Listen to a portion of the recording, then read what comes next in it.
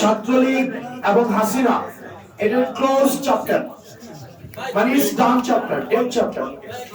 One please আসতেছি।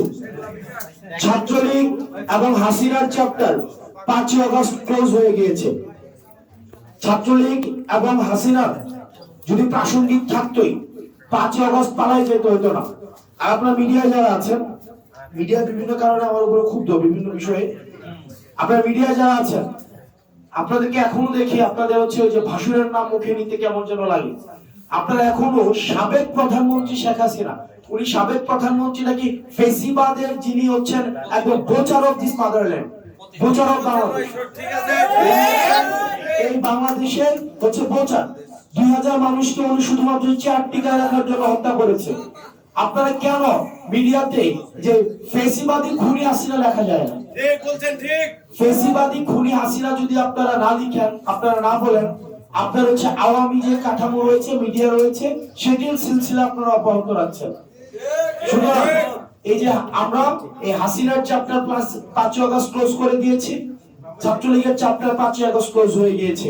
5 August পরবর্তী বাংলাদেশে আমাদের ফেসিবাদ বিরোধী যে রাজনৈতিক দলগুলো রয়েছে তাদের সাথে আমাদের মতের পার্থক্য হবে, কথার পার্থক্য হবে, তাদের সাথে আমাদের রাজনৈতিক বিভিন্ন বিষয়ে আমাদের মত পার্থক্য হবে।